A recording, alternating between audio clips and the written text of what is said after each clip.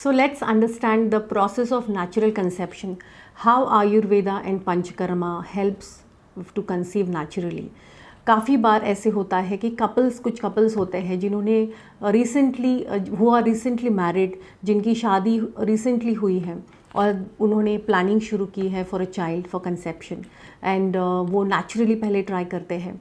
अगर वो सेटिस्फैक्ट्री नहीं होता है तो अप्रोच करते हैं गायनेकोलॉजिस्ट को। गायनेकोलॉजिस्ट से उन्हें सर्टन कुछ ओव्यूलेशन साइकिल्स ट्रैक किए जाते हैं। वो ट्रैक करने के बाद फिर उन्हें इंजेक्शंस दिए जाते हैं, हार्मोनल पिल्स दिए जाते हैं फॉर फ्यू साइकिल्स। अगर वो सेटिस्फैक्ट्री रिजल्ट्स नहीं दे पाता है तो इवेंचुअली उन्हें IUI सजेस्ट किया जाता है and if that also does not work then IVF is recommended. इसके अलावा काफ़ी लोग ऐसे होते हैं जिनमें स्पेसिफिक कंप्लेंट्स होते हैं। For example the female parameter, उनमें PCOD किसी में होता है, किसी में इरेगुलर पीरियड्स होते हैं, किसी में ओव्यूलेशन अनसेटिस्फैक्ट्री होता है, ओव्यूलेशन में एंडोमेट्रियम थिकनेस किसी का कम होता है, किसी में फॉलिकुलर रप्चर टाइम पे नहीं होता है या फॉलिकल की साइज़ सेटिस्फैक्ट्रीली ग्रो नहीं होती है, या ओबेसिटी होती है। कुछ फीमेल्स बहुत ही लीन होते हैं। PCOD में भी लीन या ओबेस दोनों केसेस में PCOD दिखता है, या ओवेरियन सिस्ट होती है, फाइब्रॉइड होता है, एंडोमेट्रियोसिस होती है, किसी में लो AMH दिखता है, किसी में थायरॉयडिज्म का इश्यू होता है, किसी में ट्यूबल ब्लॉकेजेस होते हैं। So the reason could be anything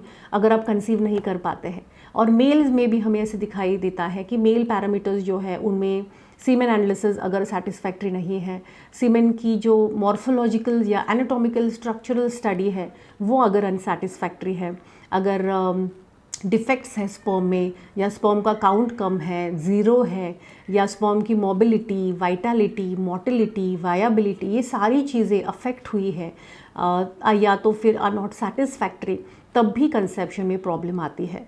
तो आप जब आयुर्वेदिक डॉक्टर्स को अप्रोच करते हैं कंसेप्शन के ट्रीटमेंट के लिए, या तो फिर काफ़ी फीमेल्स में ऐसे भी दिखता है कि मिसकैरेजेस की हिस्ट्री होती है। कंसीव तो वो कर लेते हैं लेकिन मिसकैरेज हो जाता है, या कार्डियक एक्टिविटी दिखती नहीं है, फीटल पोल नहीं दिखाई देता है आफ्टर कंसेप्शन।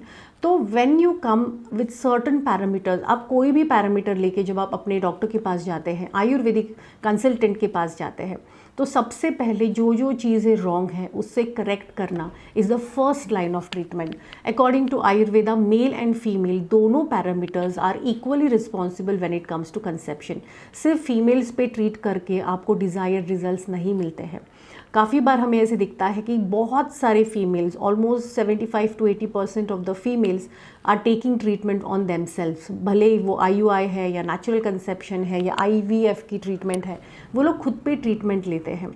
और अगर रिजल्ट्स नहीं मिलते हैं, या मिसकैरेजेस में भी आपको दिखाई देता है कि females are continuously taking certain supplements, medicine, undergoing certain treatments या इंजेक्टेबल्स एक्सेट्रा। लेकिन मेल पैरामीटर्स को हम लोग बहुत इजीली इग्नोर करते हैं एंड उन पे काम नहीं करते हैं। तो अकॉर्डिंग टू आयुर्वेदा, स्त्री बीज और पुरुष बीज, मतलब जो ओवम है और स्पर्म है, ये दोनों का रोल इक्वल है when it comes to conception. और सिर्फ कंसेप्शन तक नहीं, एक हेल्दी एम्ब्रियो फॉर्म होना, वहाँ तक जो एक रोल होता है वो स्त्री बीज और पुरुष बीज दोनों का इक्वल है, रोल इक्वल होता है। एंड अगर आप सिर्फ स्त्री बीज को अच्छा रखेंगे एंड द मेल पैरामीटर या सीमेन जो है या पुरुष बीज है is not in a very good quality, तो आपको जो इवेंचुअली अगर कंसेप्शन होता भी है तो एम्ब्रियो जो है वो वीक फॉर्म होता है and eventually it may not lead to implantation. अगर इम्प्लांटेशन होता भी है तो आगे चल के कार्डियक एक्टिविटीज़ नहीं दिखाई देते हैं या मिसकैरेजेस हो सकती हैं। तो इसीलिए Ayurveda insist that male and female both the parameters are equally responsible, और दोनों में इक्वल ट्रीटमेंट करना बहुत ज़्यादा ज़रूरी है। काफ़ी बार हमें ऐसे दिखता है कि बहुत सारे फीमेल्स IVF के मल्टीपल सेशंस करके आते हैं, उनमें वीक एम्ब्रियो फॉर्म होता है, इवेंचुअली कंसेप्शन नहीं हो पाता है, या कुछ केसेस में ऐसे भी दिखाई देता है कि एम्ब्रियो फॉर्म ही नहीं होता है, द फर्टिलाइजेशन डजंट हैपन। तो ऐसे केसेस में you should always understand the reason behind it. इसलिए देयर आर मल्टीपल इन्वेस्टिगेशंस जो हम लोग करवाते हैं, and once we understand where it is going wrong then accordingly पहले वो correction is the first line of treatment and then going ahead. For example कोई obese है, मेल या फीमेल दोनों भी, तो अगर आप ओबेज हैं तो इवेंचुअली ओबेसिटी की वजह से भी if your lifestyle is not good, अगर आपकी लाइफस्टाइल अच्छी नहीं है, अगर आपकी डाइटरी हैबिट्स जो है वो अगर अच्छी नहीं है, सेटिस्फैक्ट्री नहीं है, तो पहले हमें उन्हें करेक्ट करना पड़ता है।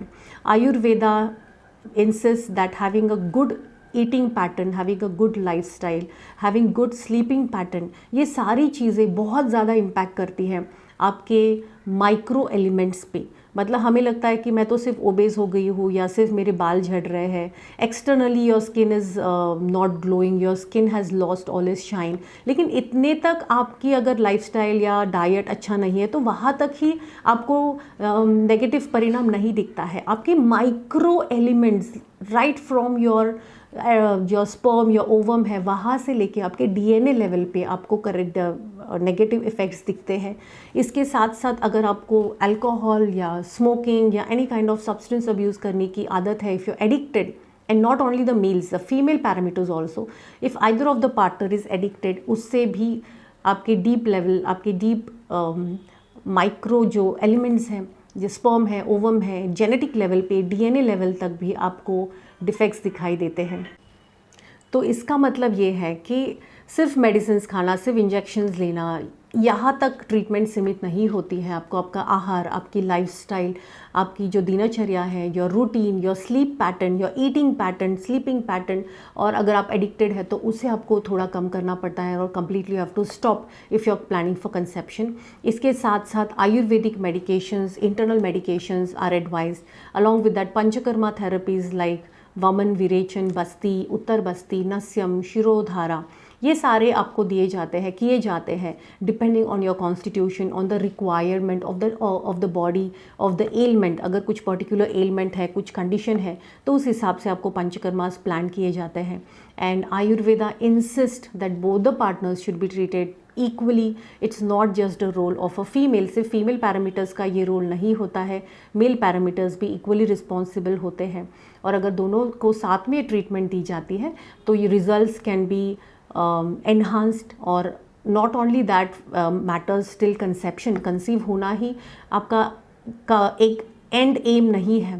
कंसीव होने के बाद जो एम्ब्रियो फॉर्म होता है वो अच्छा स्ट्रॉन्ग एम्ब्रियो फॉर्म होना, इसका इम्प्लांटेशन अच्छे से होना, और आगे चल के उसकी ग्रोथ एंड डेवलपमेंट अच्छी स्टेडिली एंड प्रॉपरली होना। And you should have a full term pregnancy, 9 months complete होके you should have a full term pregnancy, full grown fetal growth should be proper and with respect to all the parameters, and then you can say that you have got expected results, या जो भी आपने मेहनत की है या जो भी आपने ट्रीटमेंट ली है, end results should always be positive and satisfactory. So if you're planning for conception, always remember that start with certain corrections. आप अगर आपकी लाइफस्टाइल अच्छी नहीं है तो start by correcting your lifestyle first, start by eating properly, avoid junk food, avoid eating outside, and have freshly made home cooked meals. Sleep on time, sleep by maximum 10:30 at night, and wake up early by maximum 5:30 to 6:30 a.m. in the morning. So अगर आप basic and do exercise on a daily basis, so अगर आप थोड़े basic corrections से भी शुरुआत करते हैं, then I'm sure that will be certain corrections already started to happen, already start happening in your body, क्योंकि छोटी छोटी चीज़ों से बड़े बड़े चेंजेस होते हैं। So you need to start with smaller changes and you will definitely get desired results.